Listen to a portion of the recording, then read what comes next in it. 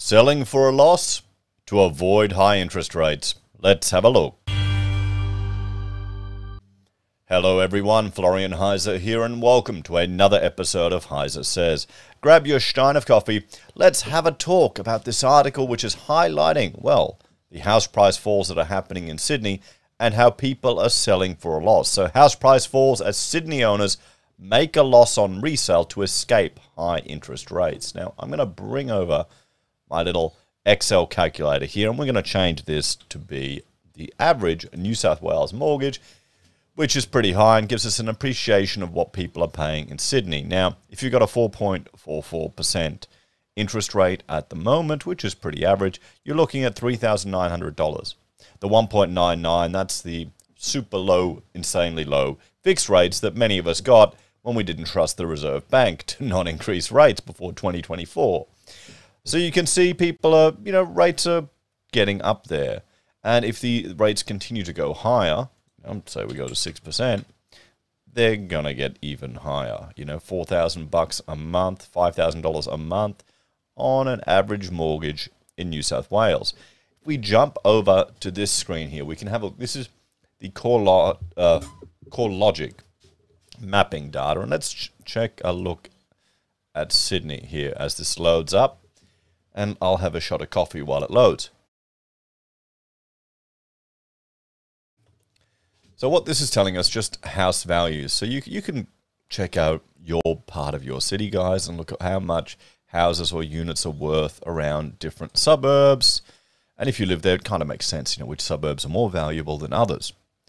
But what I want to look at is two things. If we scroll down here, you can see, the median value, the 3-month change, and the 12-month change for houses and units. So let's look at the 3-month value change a quarter for Sydney. So everything is down there. If we zoom in, we can see here you've got 7.8%, 8.7%, only 4.6% in the last 3 months. So in one quarter. So if you annualize that, it's going to be even worse. But let's have a look at what the 12-month change is for Sydney. And nearly everything pretty much is in red. You got a bit of blue where there's still 40% in some crazy parts, 14% plus, 8.5%, right out in the middle of nowhere. I mean, does this even count as Sydney, guys? Let me know in the chats, because, how far are you going to be driving there to get to the city? That's like saying Gold Coast is part of Brisbane, which I doubt. You're almost at Wollongong. Anyway, if we have a look here, you can see 15% down, 8.5% down, 8% down, 17.3% down, 11.5% down. So over the last 12 months, Sydney houses have certainly taken a beating. But you have to remember, this is coming off insane pandemic FOMO. Let's have a look at apartments. We can see here the values are, still quite insane for a lot of these apartments. $1 million, $1.2 million. Come on, right there we go, darling point, 2.5. We go further out, far away, you're looking at $500,000 still. Still $500,000. Let's go right, come on, North Richmond, 675. 700 grand in Glenmore Park. Okay, I thought it gets cheaper. Here we go, Campbelltown, just under $500,000 for a unit. For a unit.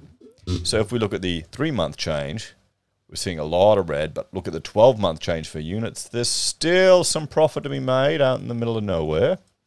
The further out you get. But as you see when we're going in, everything's pretty much in the red.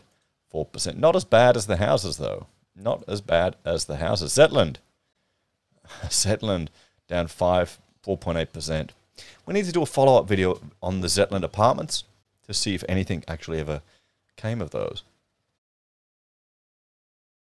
So, can you blame people if they're paying a hefty mortgage, significant amounts of money, and they're seeing a fall and they're, if they're down 17%, can you blame them? That's a hell of a cost to get in and out of property. It's not a cheap process.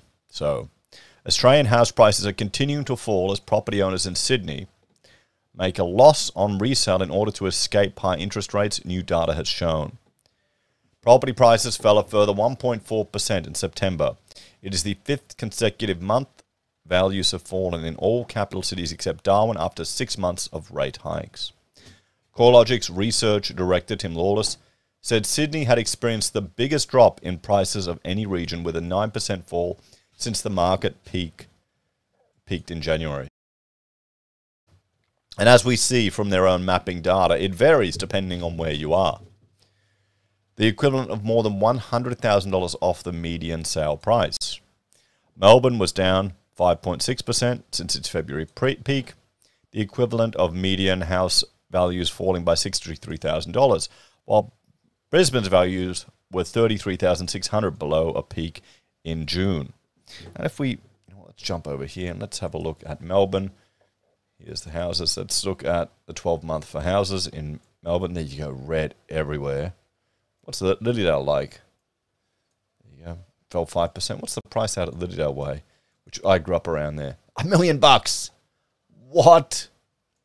$1 million out at Lilydale. This is the middle of Coldstream. That's where I, grew up in primary school in Victoria. $819,000 in Coldstream. This is like forever away from the city. Wow.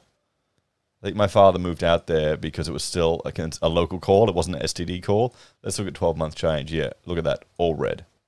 And if we go to Brisbane, well, let's look at Brisbane.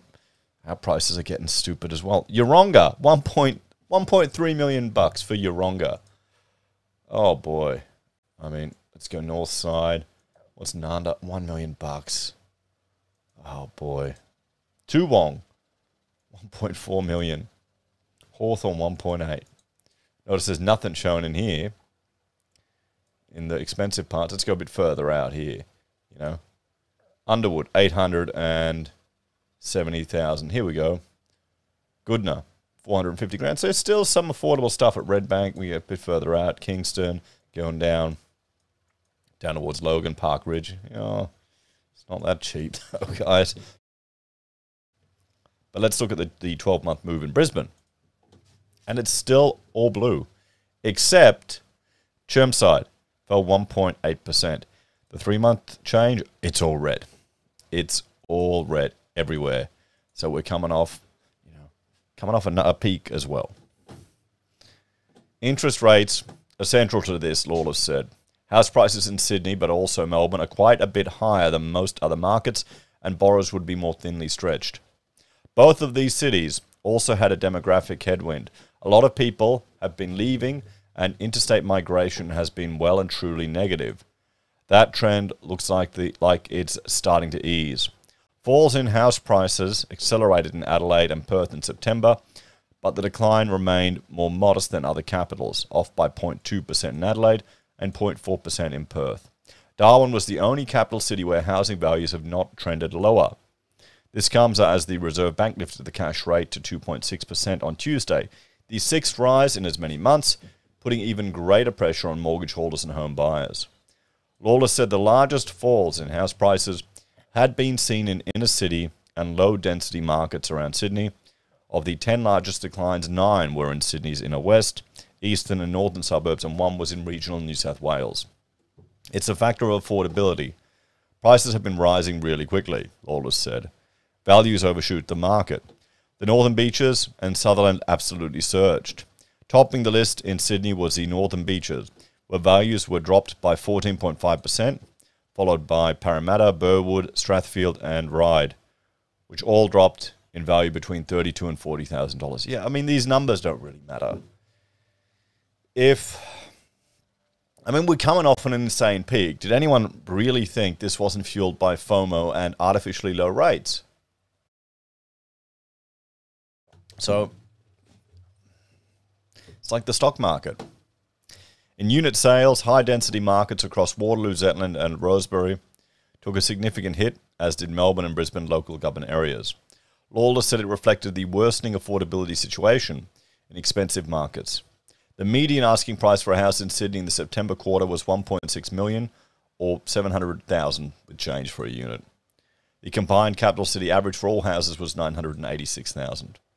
Regionally, tree change and sea change markets that boomed during the pandemic remained relatively buffered from the falls through the June quarter, but have since followed capital city markets into a relatively sharp downturn, according to Lawless. Through July and August, regional Australian home values dropped by 2.2% from a peak in June, which is likely to weigh on profitability in the regions going forward.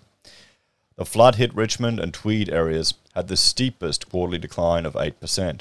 Lawless said values in the regions had fallen by 12.9% since an April peak. But this came off the back of a 51% surge in values, an extraordinary trajectory of growth. The Southern Highlands and Shoalhaven were both down by 8.1% after a June peak, but the upswing was 59.8%. Sunshine Coast experienced the third largest regional drop, with house values down by 7.1% since its April peak, while there were also slight increases in loss-making sales across the Gold Coast and Geelong. New South Wales Treasurer Matt Keane said on Monday he was confident the state's market would bounce back despite the grim forecasts, as interest rate rises that dampen interest in the housing market.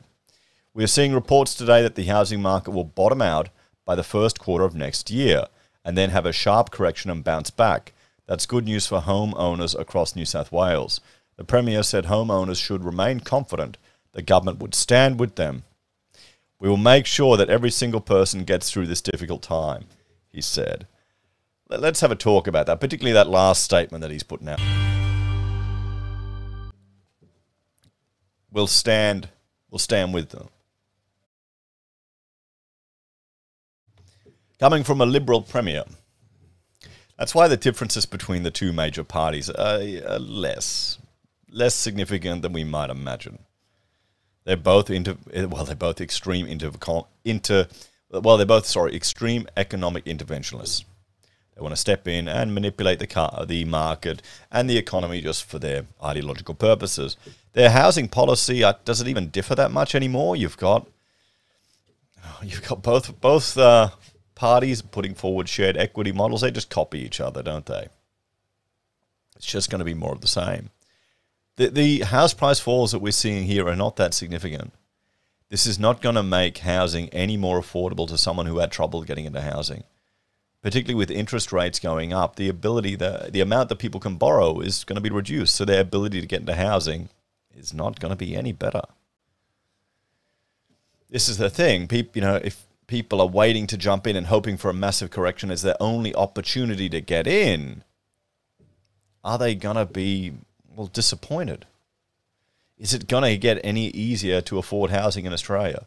We need some fundamental changes at the political level, all the way from council right up to federal, to get housing more affordable. And I can't see any of it happening within one term of government. There needs to be an ideological shift. I would argue there needs to be easier access to construction, make it easier to build, have removed the onerous requirements and legislation that we're placing on housing and housing stock. Others would argue for rent control and more government social housing. These are two different approaches. You have to let me know which you would believe would be the most effective solution. We're going to find out one way or another. Honestly, I don't think we're going to see that cheaper housing.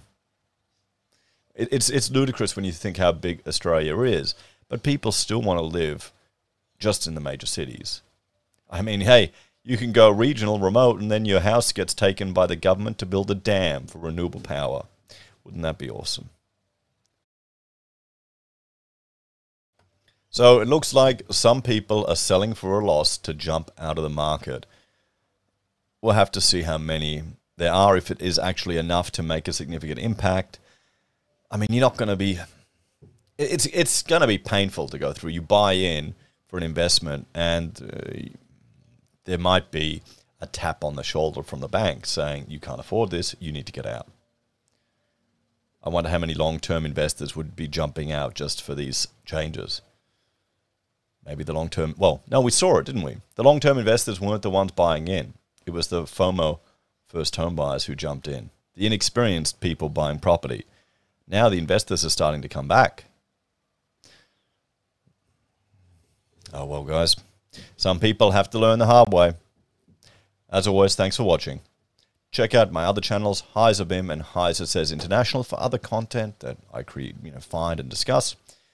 And if you're a fan and want to support us, you can financially on YouTube or Patreon, using our referral links, buying our pocket squares, or calling us if you need an architect. Take care, everyone. Have a great day. And I'll see you in the next episode of HeiseSays.